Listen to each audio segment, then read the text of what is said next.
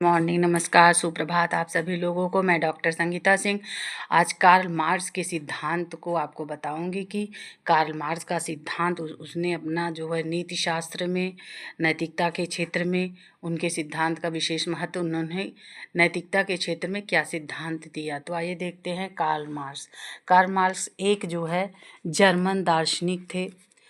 दार्शनिक क्षेत्र में वह हेगेल के द्वंद्ववाद का समर्थन करते थे। मार्क्स ने अपने क्रांतिकारी विचारों के द्वारा मानव समाज के विकास में नवीन व्याख्या करके दार्शनिक तथा सामाजिक क्षेत्र में हलचल उत्पन्न कर दी। वो मार्क्स के विचारों की इतनी व्यापक प्रतिक्रिया हुई कि विभिन्न क्षेत्रों में मार्क्सवाद विभिन्न रूपों में समझा जाने लगा।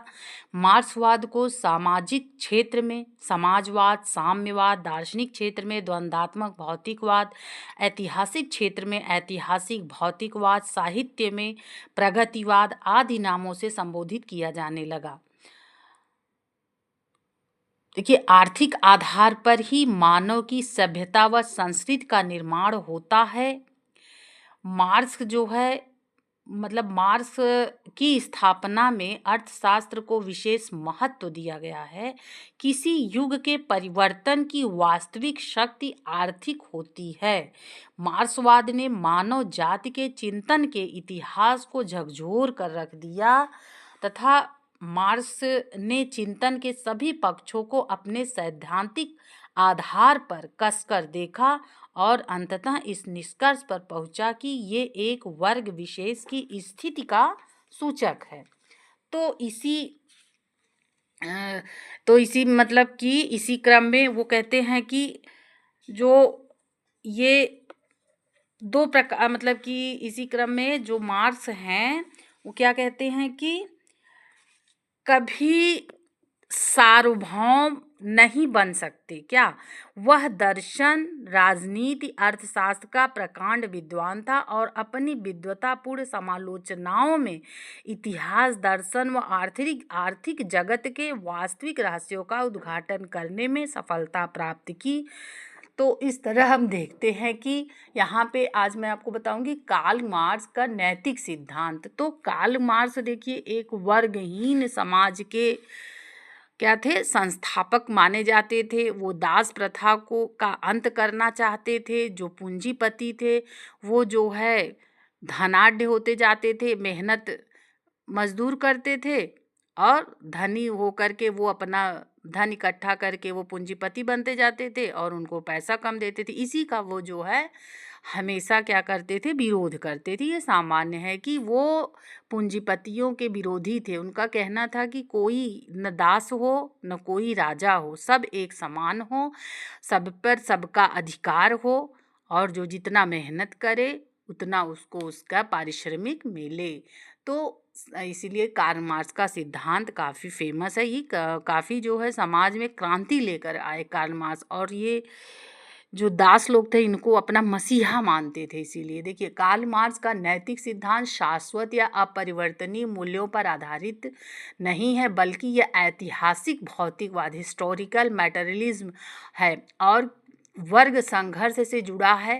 कार्ल मार्क्स के अनुसार नैतिकता एक सामाजिक उत्पादक है और जो हर युग में आर्थिक ढांचे यानी कि उत्पादन के साधनों के अनुसार बदलती रहती है। ठीक है, तो कार्ल मार्क्स नैतिक विचार और दृष्टिकोण निम्नलिखित बिंदुओं से स्पष्ट किया जा सकता है। पहले देखिए नैतिकता का वर्गीकरण, क्लास बेस्ड मोरालिटी। तो आइए देखते हैं कि इनका मानना है कि समाज में एक सार्वभौमिक नैतिकता नहीं होती। जिस वर्ग का उत्पादन के साधनों में नियंत्रण होता है उसी को नैतिकता समाज में हावी होती है। मतलब कि जिस वर्ग का उत्पादन जिसके पास ज़्यादा धन होता है, जिसकी उत्पादक क्षमता ज़्यादा होती है, समाज में वही हावी रहता है। जैसे पूंजीवादी समाज में नैतिकता का उद्देश्य पूंजीपतियों के हितों की रक्षा और मजदूरों का शोषण, ठीक है। मजदूर बेचारे मेहनत करते थे और पूंजीपति जो है उनका क्या करते थे, शोषण करते थे। मतलब मजदूर मेहनत करके पूंजीपतियों की रक्षा करते थे न। अगर मजदूर न मेहनत करे तो कैसे, मतलब पूंजीपति जो है पूंजी कैसे इकट्ठा करते, वो अपना बस धन संग्रह करते थे और उनका जो मेहनत का जो शोषण करते थे, उनको उतना पैसा नहीं देते थे। कोई मजदूर अगर अचानक कंपनी में कोई घटना हो गई या कुछ हो जाता था तो उसके परिवार को जो है पर्याप्त क्षतिपूर्ति नहीं देते। इन्हीं सब का जो है कार्ल मार्क्स विरोध करते थे। वो कहते थे कोई दास प्रथा नहीं होनी चाहिए, सब कंपनी में सबका बराबर का हिस्सेदारी होनी चाहिए। कोई पूंजीपति वर्ग ऐसा नहीं होना चाहिए कि वो धन को इकट्ठा करे, वो अमीर बनता जाए और गरीबों का शोषण करे। इसी का वो क्या करते थे, विरोध करते थे। तो कार्ल मार्क्स का जो जब आया तो ये काफ़ी क्रांति, समाज में काफ़ी क्रांति फैल गया इनके सिद्धांत से। तो आइए देखते हैं फिर क्या कहते हैं। दूसरा पॉइंट है कि साम्यवादी समाज में नैतिकता। देखिए, एक वर्गहीन और राज्य विहीन साम्यवादी समाज यानी कम्युनिस्ट सोसाइटी में नैतिकता का वर्गीय रूप समाप्त हो जाएगा। तब मानवीय मूल्य और सच्ची स्वतंत्रता स्थापित होगी, जहां प्रत्येक व्यक्ति को अपनी क्षमता के अनुसार और प्रत्येक को उसकी आवश्यकता के अनुसार का सिद्धांत लागू होगा। जैसे समाज में साम्यवादी कम्युनिस्ट सोसाइटी में जो है में जब प्रत्येक व्यक्ति को अपनी क्षमता के अनुसार और प्रत्येक को उसकी आवश्यकता के अनुसार का सिद्धांत लागू होगा, तभी समाज में नैतिकता होगी। तभी जो है पूंजीपति लोग मजदूरों का शोषण नहीं कर पाएंगे। ठीक। तीसरा देखिए, नैतिकता का आधार मानव कल्याण। उनका कहना था कि नैतिकता का आधार क्या था उनका, हमेशा मानव कल्याण होना चाहिए। इनके अनुसार कोई भी कार्य या व्यवस्था नैतिक रूप से अच्छी तब होती है जब वो समाज विकास, स्वतंत्रता और सामाजिक कल्याण को बढ़ावा देती है।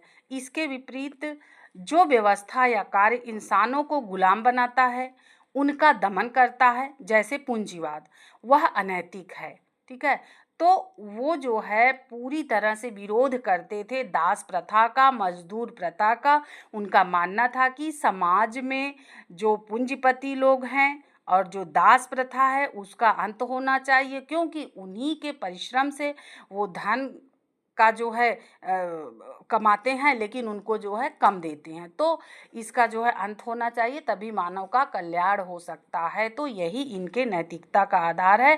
कार्ल मार्क्स का सिद्धांत जो है काफ़ी फेमस है, मजदूरों के ये मसीहा कहे जाते थे।